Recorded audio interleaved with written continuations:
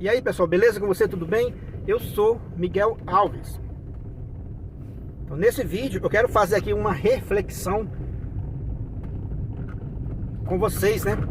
A respeito desse tempo que a gente está vivendo, nesse tempo de guerra, né? De ameaça de guerra aí, essa guerra, né, se estender para mais países e chegar até uma guerra, até uma terceira guerra aí mundial, né? Uma coisa terrível, né? A gente vê falar de guerra desde de criança, né? Desde pequeno a gente vê falar de guerra. Mas agora, depois de adulto, que a gente vê essas guerras, a gente sente mais, né? Porque agora a gente sabe o que significa isso, né? A gente sabe o que é uma destruição, né? Alguém tem que deixar sua casa, deixar suas coisas e sair fugindo, né? Que a gente vê na televisão, né? Esse conflito lá na Ucrânia, né? A Rússia invadiu lá a Ucrânia. E a gente vê as pessoas fugindo, né? Fugindo com uma bolsinha na mão, sem saber para onde vai, né? Sem saber se vai ser capturado por algum inimigo, né? Morto, torturado. Enfim, a pessoa não sabe.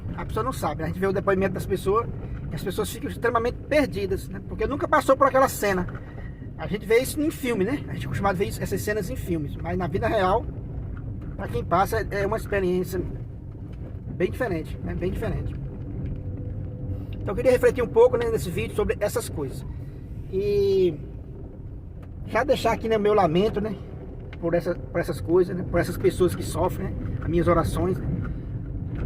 É isso que nós cristãos devemos fazer, rezar por todo o mundo, né, todo aqueles onde há conflito, né, de guerra, né, tortura, de desrespeito, né, ao ser humano. A gente sente junto também com essas pessoas, né, a gente sente junto. Então a gente sente muito, né, por essas coisas. Quando há esse tipo de crime, né? Porque isso é um crime, é uma coisa terrível que os seres humanos fazem, né? Que algumas pessoas, seres humanos, né, fazem. Não respeitar a dignidade da outra pessoa, né? Não respeitar. Enfim, a reflexão que eu quero fazer é o seguinte. Eu quero trazer isso aí para a fé. Eu quero trazer alguns pontos desse conflito, né? Eu quero trazer para nossa fé. Em primeiro lugar que eu quero trazer para nossa fé é o seguinte. Tempos atrás, quando teve aquela outra guerra e aquela cena que chocou o mundo, né? Pessoas caindo, né? Sendo jogadas ali do avião, né? Vendo aqueles pais também entregando seus filhos para os soldados estrangeiros levarem para cuidar. Naquela cena, o que é que a gente pode, né, aprender a respeito da nossa fé? Vendo aquela cena daqueles pais, né, naquele desespero, sem saber se vão ser mortos ou não, mas tudo que eles queriam, né, a coisa mais importante naquele momento para aqueles pais era que seus filhos não fossem criados pelo inimigo, né, que seus filhos tivessem um lar, que alguém cuidasse do seu filho, né? Então ele entregava os filhos, né, por cima daquela cerca de arame, os soldados pegando aquelas crianças, não sabe o nome daquela criança, não sabe se vai ver mais aqueles pais, né? Enfim, no último desespero daqueles pais, mesmo se vão sobreviver ou se vão ser mortos, mas eles queriam deixar os filhos para alguém cuidar, né? Para alguém cuidar. Para eles, naquele momento, isso é a coisa mais importante, era o filho ser cuidado, né? Era o filho ser bem cuidado, né? Mesmo que seja por um estranho. Lembrando dessa cena, né? Por causa desses ocorridos desses últimos dias, lembrando dessa cena, a gente fazer aqui um paralelo, né? A gente vê que o que essas pessoas passaram foi algo semelhante ao que Jesus passou na cruz, né? Ao entregar ali a sua mãe ao discípulo amado como mãe, então essas pessoas passaram por algo semelhante ao que Jesus passou. Nas últimas horas da pessoa, a pessoa fala, né, e faz aquilo que é mais importante para ela. Então na última hora ali de Jesus, na cruz, ele disse: filho, eis aí a tua mãe. Mulher, eis aí, né, o teu filho. Ou seja, o mais importante para Jesus era que a sua mãe não ficasse desamparada. Porque a gente sabe que Maria era viúva, que Maria não tinha outros filhos. A Bíblia é bem clara com relação a isso. Essa própria passagem que eu estou falando para vocês agora já nos garante, né, claramente que Maria não tinha outros filhos. Por quê? Na hora mais importante, né, nas últimas horas de Jesus, ele falou aquilo que era do seu coração, né? Filho, eis aí a tua mãe. Aí a Bíblia nos diz que a partir daquele momento o discípulo a levou para a sua casa. Tem duas versões católicas, né? Tem a palavra sua ou levou para o que é seu. Interessante isso, né?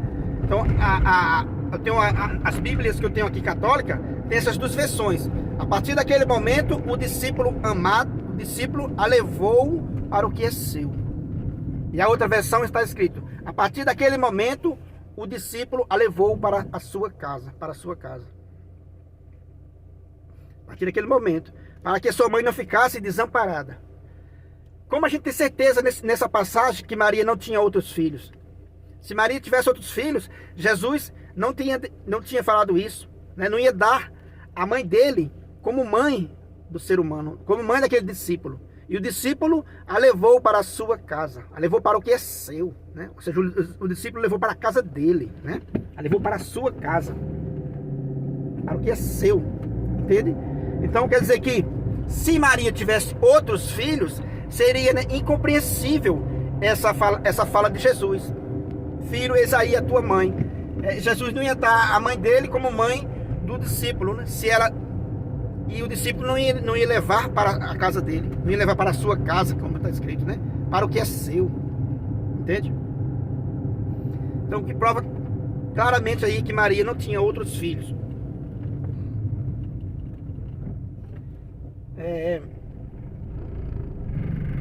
Então aquilo para Jesus era o mais importante naquelas últimas horas, naqueles últimos momentos. Aquilo para Jesus era o mais importante, que a sua mãe não ficasse, né, desamparada.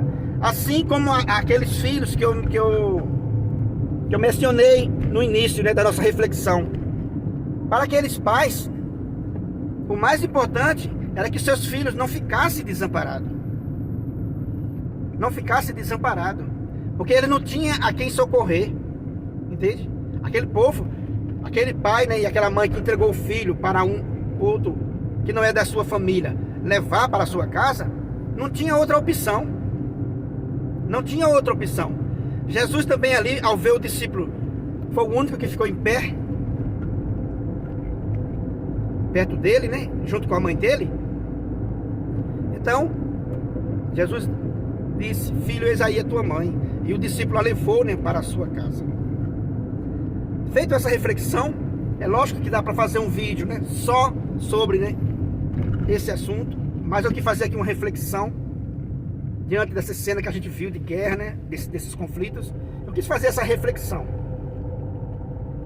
E a outra reflexão que eu quero fazer também, aproveitando, né, essa triste realidade de guerra, é ao ver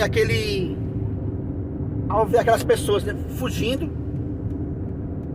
fugindo da guerra, deixando, né, sua casa, seu carro, suas coisas, né, com certeza coisas muito importantes para ele, mas naquele momento, naquela última hora ali de decidir se fica, né, se morre, se vai ser preso, se vai ser torturado ou não, naquele desespero, a pessoa colocou em uma mochila aquilo que ela considera mais importante.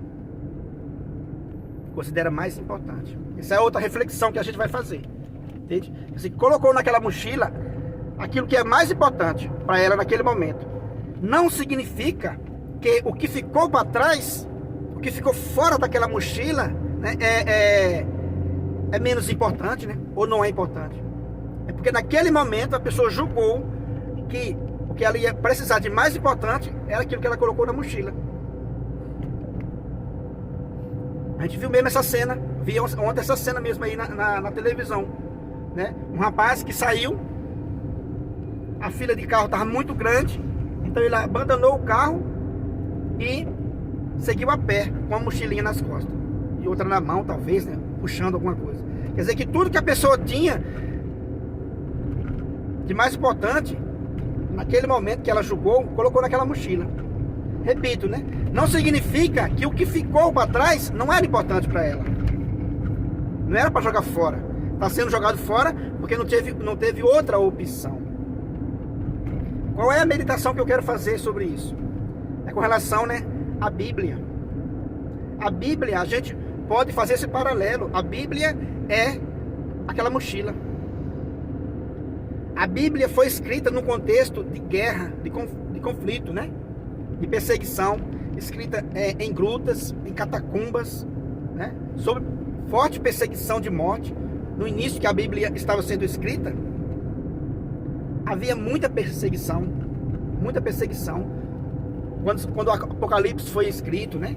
Quer dizer que tinha que escrever em código, né? Para os cristãos entender. Quer dizer que foi num período de muita perseguição. Então não podia ser escrito, não podia jogar palavras fora, não podia perder tempo, né? Então colocaram, podemos dizer, colocaram na Bíblia, né, naquela mochila, aquilo que era, julgaram ser o mais importante naquele momento. Mas não significa que eles não tinham outras coisas importantes para colocar na Bíblia. Entende? Não significa que não tinha outras coisas. Tinha outras coisas importantes para colocar na Bíblia. Mas como a própria Bíblia fala, se fosse escrever tudo, no mundo não ia caber, né? Ia ficar muito grande o livro, a mochila ia ficar muito pesada, para carregar. E